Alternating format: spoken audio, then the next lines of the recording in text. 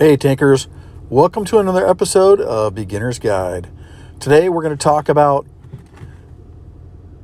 your tank setup. So my brother coach Mike and myself were talking the other day, and we kind of decided that we're going to do a setup guide. He had listened to a video on Bushka that got us into a discussion about our T62As and how they were set up, and we just kind of thought that nobody really does any videos like this, so we thought we would talk about it. So we're going to go through our whole the whole setup of what we do. Every tank is different, and to have the same generic setup on everything that I think a lot of us get in the habit of doing might not be doing the tank justice. If you look from left to right, we have Camo, we have Consumables, provisions, ammo, equipment. All these things affect your tank. We're going to start by talking about camouflage and how it affects the tank. So here's just a basic list of some of the camouflages that are currently available in the game. These will change back and forth based on what you purchase and what you have from previous ones. Anyways, so here's the shark. Here's a couple different camos on it, looking at it. So your camouflages will add a concealment bonus to your tank, even if you're moving. Now there's other things in the equipment slots that you can do that will give you a bonus on movement, but we're not talking about that yet. So anyways, as you saw, the medium and the light tanks, they both have a 3% bonus to concealment. Again, this is while you're moving. Doesn't have to be stationary. The shark, which is a heavy tank, only has a 2% bonus to concealment rating, and a TD actually has a 4% bonus to its camouflage rating. So these are all good bonuses. They will help you not get spotted, and they will help keep your tank a little bit safer. Let's go on to the next subject. Okay, guys, well, let's talk about consumables. You will pay for consumables as you use them, and once you've used them, you can reuse them again and again during the game as long as they cooldown period ends and it reloads. The first one we're going to talk about is adrenaline. Adrenaline will help your loading speed and help damage enemy modules, and this is a good one to use in those situations when you're one-on-one against one or two tanks and you just need that little extra boost of energy. So the multi-purpose restoration will help everything. It's kind of the Boy Scout of kits. It helps fires, repairs, and injured crew. It's a good one to have on your tank. The next one we're going to go into is the engine power boost. This gives you a 20% boost to your engine speed for 15 seconds. It's a good one people like to use beginning of a match. Next, we're going to talk about repair kit. This is covered under the multi-purpose kit. Same as this one right here, the first aid kit also covered there. Don't typically use either one of these because I always carry the multi-kit. But if you find that you're having problems with your crews, well, this could be something you select. It's cheaper than multi-kit, but anyways. Moving on to the auto fire extinguisher.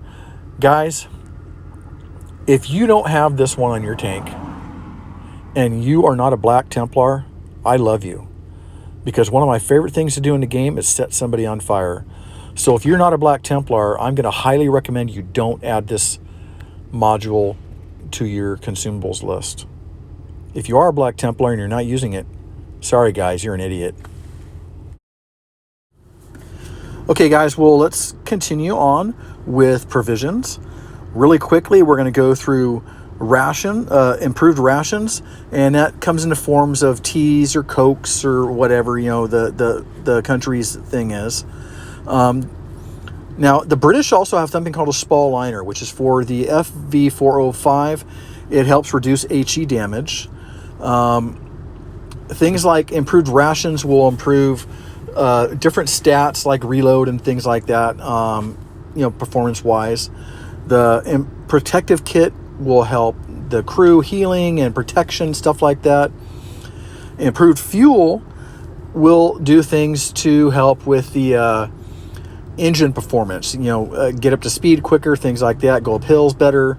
And then you have standard rations and standard fuel, which are pretty much doing the same thing as the bigger versions of those. All these things go a long way to improving your vehicle performance. Moving on to ammo really quick. I'm just going to really quickly touch base on this. You have ammo like AP, APCR, heat, and HE. Each one of these does varying degrees of damage and penetration, and that's going to have to be covered on a different video. But they all work with performing, helping your tank perform better. Okay, well, let's get into equipment. There's a lot here to talk about. I'm going to try and get through it quickly, but I'm not going to go into depth on anything. So let's start with calibrated shells. Calibrated shells is going to give you better penetration with your shells when you hit somebody. We're also going to talk about, we also have the gun rammer here, which will give you a better reload speed. If you have an autoloader tank, then you might have what's called improved ventilation, which will affect a number of things as well as your reload a little bit. We move on to improved modules, which is going to help with durability and ramming with the tank. Then you have the defense system, which is basically the health of the crew in the tank. We have optics next, which gives you a better view range. Excuse me.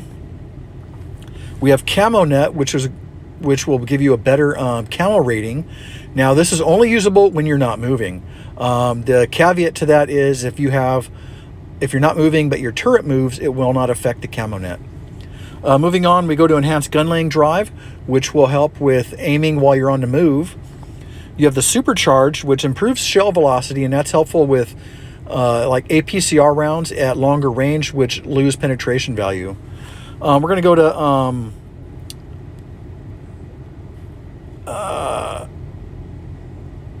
well, that's supposed to be that's supposed to be improved armor. We have armor and hit points. One affects hit points, one affects your armor thickness. We move on to the engine accelerator, which will help with basically the traverse of the tank. Then you have the other one, which is your engine controls, which will help with the various items, and you get your best bang for the buck there. We then have the vertical stabilizer, which again will help when you're shooting on the move. You have the refined gun, which will help with shooting when you're not moving. That's good for TDs. You have the improved tracks, which will help track durability.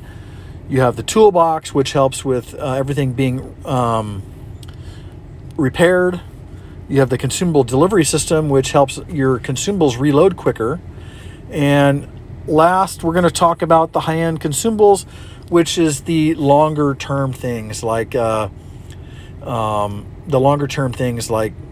quicker reload, and it take longer, and it gives you a longer time for each of those things.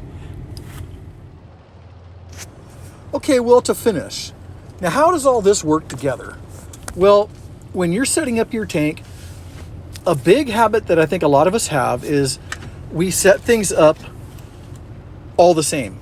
We get into a trap that we think that all of our consumables or provisions, that a certain thing is the best in all situations, and it's really not. Every tank is different. All things being equal, if you take you're watching a shark game. If I have two sharks, one against the other, and we have no consumables, provisions, or equipment set up, these tanks are exactly alike. And so the only difference between the two that would, in that case, determine the winner would be the operator. Who's better? Who's driving this tank, and who's better than who? Well, a way to gain advantages is by setting your equipment, your consumables, your provisions. And that's what this is about. That's what you're trying to do. You're trying to find the right combination for you in this tank. Now, when I say for you, I mean for you. Not for me, not for Coach Mike, not for anybody else, but for you. Everybody's going to have their own preferences. I like the hit points in my tank, the extra hit points on the approved assembly. Somebody else might, excuse me, somebody else might like the improved armor. I like penetration values, so I will use the calibrated shells over the gun rammer in most situations. Everything sets up differently. Virtually, there's hundreds and maybe even thousands of ways, individual ways to set up each one of your tanks. All these things will give you your best preference per tank and give you your best chances to pull out a victory. I can't tell you, I won't tell you one thing is better than the other. Instead, I'm going to tell you that some things are better than others, and you're going to have to play with it and experiment and find it out. But I don't think that in any way, shape, or form is setting up every tank the exact same way, even for yourself, going to help you. Because just because on my Shark I liked the refined, the calibrated shells over the gun rammer, I might be driving the Jaegeru, the Tier 10 Jag Panzer E100. I don't have any problems with penetration there. I that's not an issue. So I want a faster loading shell, same as like a Death Star. I'm not going to have a penetration issue against any tank in the game of Tier 10 with those tanks. And other tanks like maybe the T-62A, maybe I don't need the enhanced gun laying drive. I'd rather use the supercharged or improved assembly to gain something in a different situation. Depending upon the tank, depending upon your preferences and how you view it, how you play it, and your playing style is how you need to set up these tanks. And you need to look at each tank individually, because each tank is its own tank and they all have their own characteristics that, combined with how you set them up, will give you the advantages one way or the other to win or lose. Hey guys, I really appreciate everything. Enjoy watching this video. See you next time.